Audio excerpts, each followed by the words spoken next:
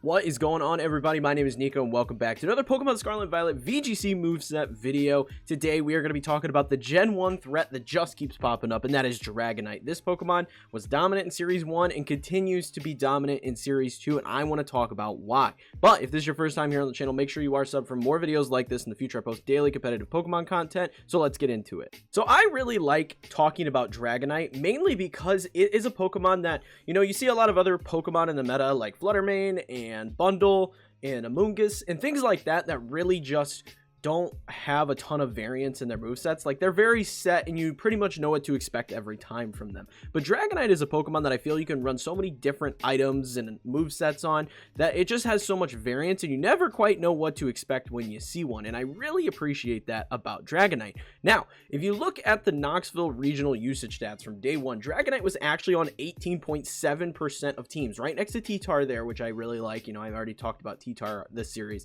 but I really think that this Pokemon just shines because it is just so bulky. It can be just a bulky menace, and it's so powerful all at the same time. Not to mention its move pool is just incredibly deep and allows you to do so many different things and just have a ton of coverage options. It's just an all-around fantastic Pokemon. So looking here, I've got two main movesets. These are stuff that I pulled from OCIC because Pikalytics does not yet have Knoxville stats updated, but OCIC also had a handful of Dragonites. I want to say it was about 10% of Dragonites there at OCIC. And the main two items that you saw the most on this Pokemon were Assault Vest and Choice Band, which makes a lot of sense. It's pretty much what this Pokemon has been running. Occasionally, you'll see like a Life Orb mixed in here and there. But these are the two big items that you're constantly seeing on Dragonite, and it makes a lot of sense. So I want to talk about the first set here. I just kind of threw on some EV spreads, just kind of based on what the item was. This one's a little bulkier in the HP department, and this one is a little more in the damage department because it's running multi-scale, right? So Assault Vest here with Inner Focus. This is the ability is interchangeable also, which is really fun with this Pokemon because sometimes you're going to see Inner Focus, sometimes you're going to see multi-scale. Both are really solid because, things like Arcanine running around, it's nice to not be intimidated.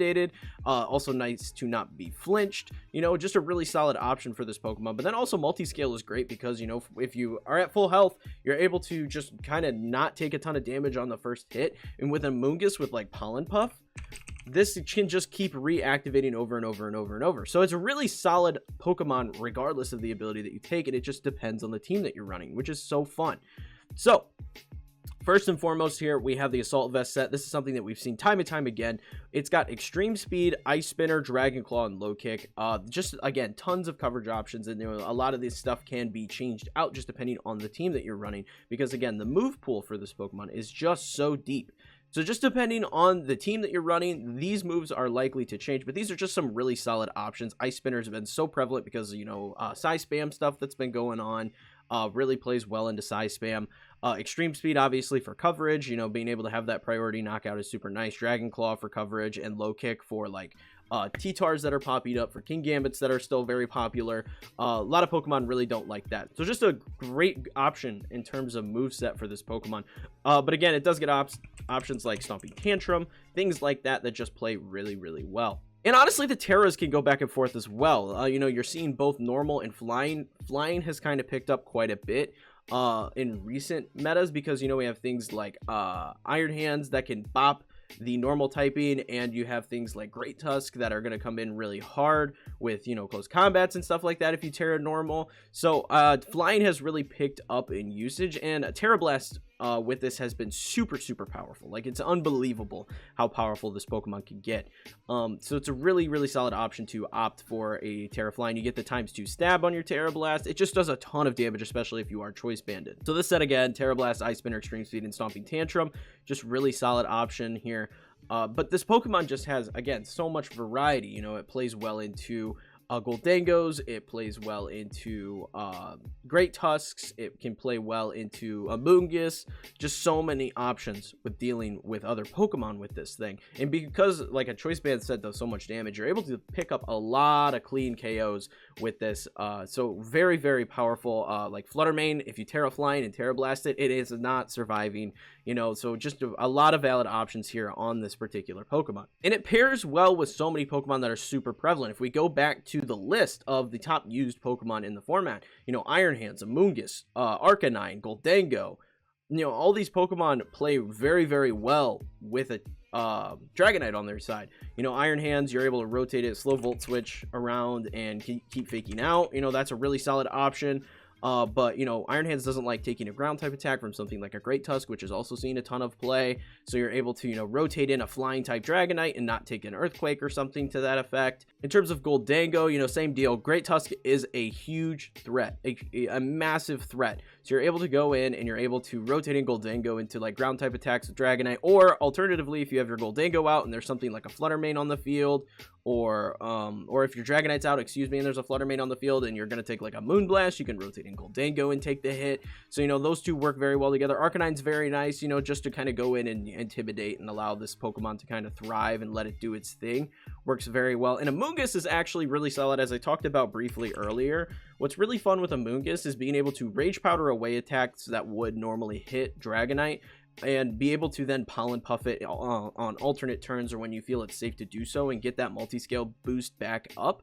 Just a really solid partner Pokemon for this, because you can just kind of let a Choice Band Dragonite eat while Amoonguss just eats hits for you, right? So a really solid option playing into this particular Pokemon. Now, we always have to talk about weaknesses because, there are things that are going to be a problem for Dragonite. It's just the way it is. Iron Hands can potentially be a problem. Again, it has coverage options for both of its favorite Terra types, which is just something you have to be aware of. But the nice thing is the Dragonite does cover a lot of options here. It can run Stomping Tantrum, and then, if it does Terra into a Grass type, you're able to go in with a Terra Blast, and that's a really solid option as well. So Iron Hands, while it does counter Dragonite and can play well into a Dragonite, also can get bopped pretty easily by a Dragonite. Another Pokemon, Bundle, obviously, having a 4x weakness to Ice is going to make Bundle just be a menace to this particular Pokemon. Icy Winds are going to do incredible damage if you don't have your Terra option available to you, and it's still going to do pretty decent damage even if you do Terra, if you're Terra Flying. So that's another Pokemon that just is going to be a huge threat to this Pokemon. Flutter Mane can be problematic simply because, a Fairy type into a Dragon type is always going to be problematic. It's going to really depend on your Terra typing for this, and even still, Flutter Mane does a lot of damage, so if you don't deal with it quickly and effectively, you are going to have issues dealing with Flutter Mane. Obviously, Arcanine or any Will-O-Wisp setter is going to be a problem. If you look at something else like Talonflame, that's really prevalent right now. Anything that's going to be able to weaken this Pokemon is going to be an issue, especially if you're running like the multi-scale set. Arcanine can be a nuisance just by like Intimidate swapping. It can be a very, very large issue for this particular Pokemon. And the nice thing is with Dragonite is, even though I said a lot of these Pokemon that we just talked about deal with Dragonite pretty effectively, Dragonite can still handle them all in return, because again, that move pool is just so nice. You have so many options for this Pokemon. You're able to kind of play around these Pokemon pretty effectively. There's nothing that just outright just removes Dragonite from play, right? So there's 100 different ways that you can handle these Pokemon, and it just comes down to being able to, build a solid Dragonite for your team, pick a solid moveset based on the other options that you have available on your team, and just kind of let Dragonite eat, because it's just a phenomenal Pokemon. I really can't get over it. It's just something that keeps popping up, and I think it will continue popping up until the end of Series 2, and then we'll kind of see what happens. But it's just very, very solid on so many different teams right now, and I really recommend trying it out if you have not already. Another partner Pokemon that I briefly want to touch on that I just remembered that is super good for Dragonite, especially if you're running like a multi-scale option, is Mousehold. Mousehold with like Safety Goggles and Follow Me.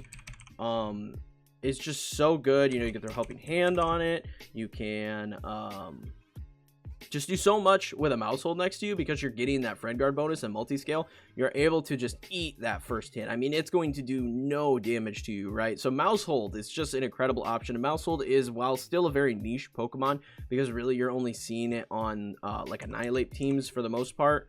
You'll see it pop up here and there on some other teams, but mainly with Annihilate.